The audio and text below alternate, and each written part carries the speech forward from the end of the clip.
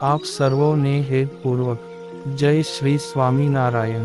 આજની સત્સંગ કથા વાર્તા નિજ મંદિર સાવરકુંડલા પવિત્ર માઘ માસ અંતર્ગત આજની સત્સંગ કથા વાર્તામાં આપણે શ્રીમદ સત્સંગી જીવનની કથા સાંભળશું। પ્રકરણ 4 અધ્યાય 44 3 સુવ્રત મુનિ કહે છે કે હે રાજન, ભગવાન શ્રી હરિ લખે છે કે સૂર્ય ને ચંદ્રમાનું ગ્રહણ થયે સતે અમારા જે સર્વે સત્સંગી તેમને બીજી સર્વે ક્રિયાનો તત્કાળ ત્યાગ કરીને પવિત્ર થઈ શ્રી કૃષ્ણ ભગવાનના મંત્રનો જપ કરવો ને તે ગ્રહણ મુકાઈ રહ્યા પછી વસ્ત્રે સહિત સ્નાન કરીને જે અમારા ગૃહસ્થ સત્સંગી હોય તેમને પોતાના સામર્થ્ય પ્રમાણે દાન કરવું અને જે ત્યાગી હોય તેમને ભગવાનની પૂજા કરવી। અમારા સત્સંગી એવા જે ચારે વર્ણના મનુષ્ય તેમને જન્મ તથા મરણનું સૂતક પોતાના સંબંધને અનુસારે કરીને યથાશાસ્ત્ર પાળવું અને જે બ્રાહ્મણ વર્ણ હોય તેમને શમ દમ ક્ષમા અને સંતોષ એ આદિક જે ગુણ તેમને યુક્ત થવું। જે ક્ષત્રિય વર્ણ હોય તેમને શૂરવીરપણું અને ધીરજ એ આદિક જે ગુણ તેમને યુક્ત થવું।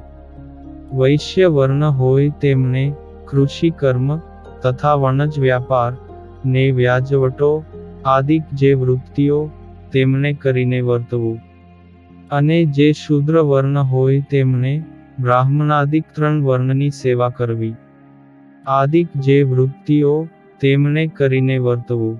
જે દ્વિજ હોય તેમને ગર્ભાધાનાદિક સંસ્કાર આહ્નિક તથા શ્રાદ્ધ એ 3 જે પોતાના ગૃહ્ય સૂત્રને અનુસારે કરીને જેવો જેનો અવસર હોય ને જેવી જેની ધન સંપત્તિ હોય તે પ્રમાણે કરવા।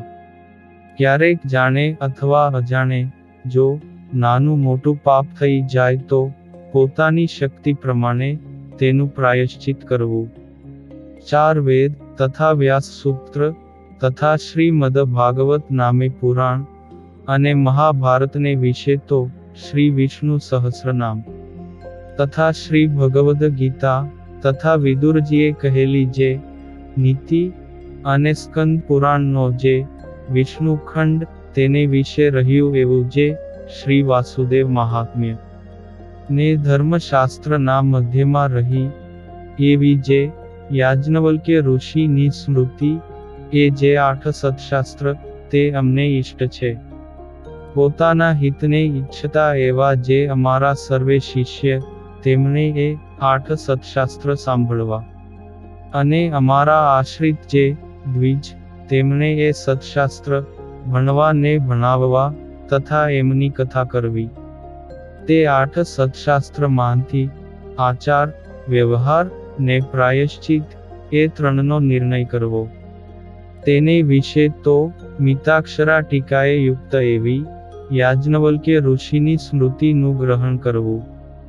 વળી એ 8 સત્શાસ્ત્રને વિશે જે શ્રીમદ ભાગવત પુરાણ તેના 10મ ને 5મ નામે 2 સ્કંધ તે શ્રી કૃષ્ણ ભગવાનનું મહાત્મ્ય જાણવાને અર્થે સર્વથી અધિકપણે જાણવા ને 10મ સ્કંધ તથા 5મ સ્કંધ તથા યાજ્ઞવલ્ક્ય ઋષિની સ્મૃતિ એ 3 અનુક્રમે કરીને અમારું ભક્તિશાસ્ત્ર યોગશાસ્ત્ર અને ધર્મશાસ્ત્ર છે। કહેતા જે 10મ સ્કંધ તે ભક્તિશાસ્ત્ર છે, 5મ સ્કંધ તે યોગશાસ્ત્ર છે અને યાજ્ઞવલ્ક્ય ઋષિની સ્મૃતિ તે ધર્મશાસ્ત્ર છે એમ જાણવું। શ્રી રામાનુજાચાર્યજીએ કર્યું એવું જે વ્યાસ સૂત્રનું શ્રી ભાષ્ય ને શ્રીમદ ભગવદ ગીતાનું ભાષ્ય એ 2 અમારું અધ્યાત્મશાસ્ત્ર છે એમ જાણવું। એ સર્વે સત્શાસ્ત્રને વિશે જે વચન તે શ્રી કૃષ્ણ ભગવાનનું સ્વરૂપ તથા ધર્મ ભક્તિ ને વૈરાગ્ય એ 4ના અતિ ઉત્કર્ષપણાને કહેતા હોય તે વચન બીજા વચન કરતા પ્રધાનપણે માનવા ને શ્રી કૃષ્ણ ભગવાનની ભક્તિ તે ધર્મે સહિત જ કરવી. એવી રીતે સર્વે સત્શાસ્ત્રનું રહસ્ય છે. શ્રુતિ ને સ્મૃતિ તેમણે પ્રતિપાદન કર્યો, એવો જે સદાચાર તેને ધર્મ જાણવો. શ્રી કૃષ્ણ ભગવાનને વિશે મહાત્મ્ય જ્ઞાને સહિત ઘણો સ્નેહ, તેને ભક્તિ જાણવી. ને શ્રી કૃષ્ણ ભગવાન વિના અન્ય પદાર્થમાં પ્રીતિ નહીં, તેને વૈરાગ્ય જાણવો. તથા જીવ, માયા અને ઈશ્વર તેમના સ્વરૂપને રૂઢી રીતે જાણવું, તેને જ્ઞાન કહીએ.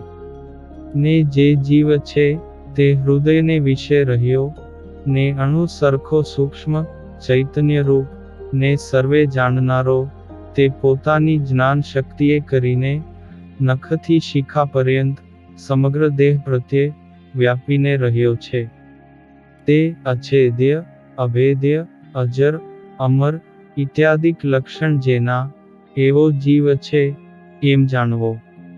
અને જે માયા, તે ત્રિગુણાત્મિકા, અંધકાર રૂપ, ને શ્રી કૃષ્ણ ભગવાનની શક્તિ છે. તે જીવ, દેહ તથા દેહના સંબંધી, તેમને વિશે અહમ મમત્વની કરાવનારી છે, એમ માયાને જાણવી. જે ઈશ્વર છે, તે જેમ હૃદયને વિશે જીવ રહ્યો, તેમ તે જીવને વિશે અંતર્યામીપણે કરીને રહ્યા છે. તે સ્વતંત્ર, ને સર્વ જીવને કર્મફળના આપનારા છે, એમ ઈશ્વરને જાણવા. તે ઈશ્વર ક્યાં? તો પરબ્રહ્મ પુરુષોત્તમ એવા શ્રી કૃષ્ણ ભગવાન ઈશ્વર છે. તે શ્રી કૃષ્ણ ભગવાન આપણા ઈષ્ટદેવ ને ઉપાસના કરવા યોગ્ય તથા સર્વ અવતારના કારણ છે. તે સમર્થ એવા જે શ્રી કૃષ્ણ, તે રાધિકાજીએ યુક્ત હોય ત્યારે રાધા કૃષ્ણ, ને રૂક્મિણી રૂપ જે લક્ષ્મી, તેમને યુક્ત હોય ત્યારે લક્ષ્મી નારાયણ, તથા એ શ્રી કૃષ્ણ અર્જુને યુક્ત હોય ત્યારે નર નારાયણ એવે નામે જાણવા. વળી તે શ્રી કૃષ્ણ જે બળભદ્રાદિક ને યોગે કરીને તે નામે કહેવાય, એમ જાણવું. અને જે રાધાદિક ભક્ત, તે તો ક્યારેક શ્રી કૃષ્ણ ભગવાનને પડખે હોય, ને ક્યારેક તો અતિ સ્નેહે કરીને શ્રી કૃષ્ણ ભગવાનના અંગને વિશે રહે. ત્યારે તો શ્રી કૃષ્ણ ભગવાન એકલા જ હોય, એમ જાણવા. એ હેતુ માટે શ્રી કૃષ્ણ ભગવાનના જે સ્વરૂપ, તેમને વિશે સર્વે પ્રકારે કરીને ભેદ ન જાણવો. ને ચતુર્ભુજ, અષ્ટભુજ, ને સહસ્રભુજપણું ઇત્યાદિક જે ભેદ જણાય, તે તો દ્વિભુજ એવા જે શ્રી કૃષ્ણ તેમની ઈચ્છાએ કરીને છે, એમ જાણવું. એવા જે શ્રી કૃષ્ણ ભગવાન, તેમની ભક્તિ આ પૃથ્વીને વિશે સર્વ મનુષ્ય તેમને કરવી. અને ભક્તિ થકી બીજું કાની કલ્યાણકારી સાધન નથી, એમ જાણવું. વિદ્યાદિક ગુણવાળા જે પુરુષ, તેમના ગુણવાનપણાનું એ જ પરમ ફળ જાણવું. જે શ્રી કૃષ્ણ ભગવાનને વિશે ભક્તિ કરવી, ને સત્સંગ કરવો. આમ ભક્તિ ને સત્સંગ એ બે વિના તો વિદ્વાન હોય, તે પણ અધોગતિને પામે છે. શ્રી કૃષ્ણ ભગવાન તથા શ્રી કૃષ્ણ ભગવાનના જે અવતાર, તે ધ્યાન કરવા યોગ્ય છે. તથા શ્રી કૃષ્ણ ભગવાનની જે પ્રતિમા, તે પણ ધ્યાન કરવા યોગ્ય છે, માટે એમનું ધ્યાન કરવું. અને મનુષ્ય તથા દેવાદિક જે જીવ, તે શ્રી કૃષ્ણ ભગવાનના ભક્ત અને બ્રહ્મવેત્તા હોય, તો પણ તે ધ્યાન કરવા યોગ્ય નથી. માટે તેમનું ધ્યાન ન કરવું. સ્થૂળ, સૂક્ષ્મ અને કારણ, એ જે ત્રણ દેહ, તે થકી વિલક્ષણ એવો જે પોતાનો જીવાત્મા, તેને બ્રહ્મરૂપની ભાવનાએ કરીને પછી તે બ્રહ્મરૂપે શ્રી કૃષ્ણ ભગવાનની ભક્તિ સર્વકાળને વિશે કરવી. શ્રીમદ ભાગવત પુરાણનો જે દશમ સ્કંધ, તે નિત્ય પ્રત્યે આદર થકી સાંભળવો, અથવા વર્ષો એક વાર સાંભળવો. અને જે પંડિત હોય, તેમણે નિત્ય પ્રત્યે વાંચવો. અથવા વર્ષો વર્ષ એકવાર વાંચવો. એ દશમ સ્કંધનું પુરશ્ચરણ પુણ્ય સ્થાનકને વિશે પોતાના સામર્થ્ય પ્રમાણે કરવું ને કરાવવું.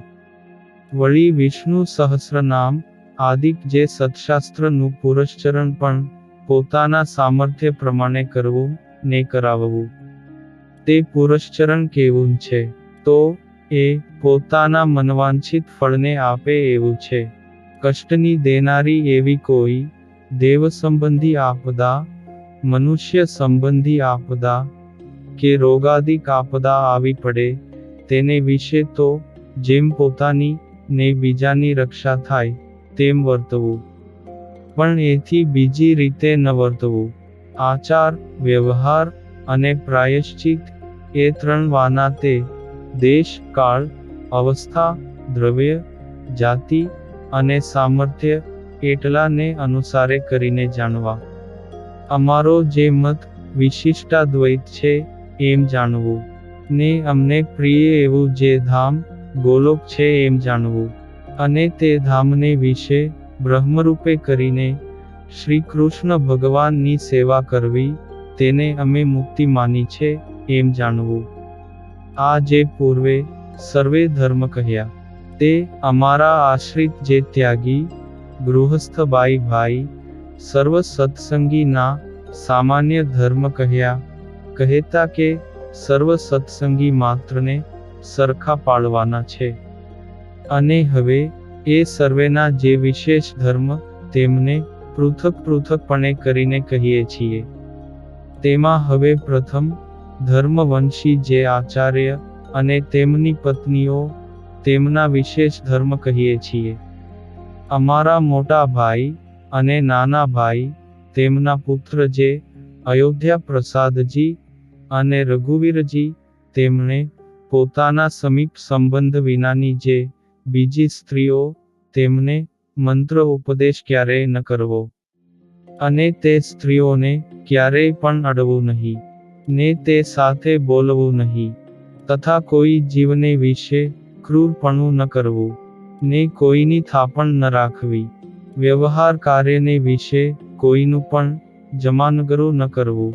ને કોઈ આપતકાળ આવી પડે તો ભિક્ષા માગીને પોતાનો નિર્વાહ કરી તે આપતકાળને ઉલ્લંઘવો. પણ કોઈનું કરજ તો ક્યારેય પણ ન કરવું. અને હવે પછીની કથા વાર્તા આપણે આગળના ભાગમાં સાંભળશું. અત્યારે આપ સર્વોને ભાવથી જય શ્રી સ્વામિનારાયણ.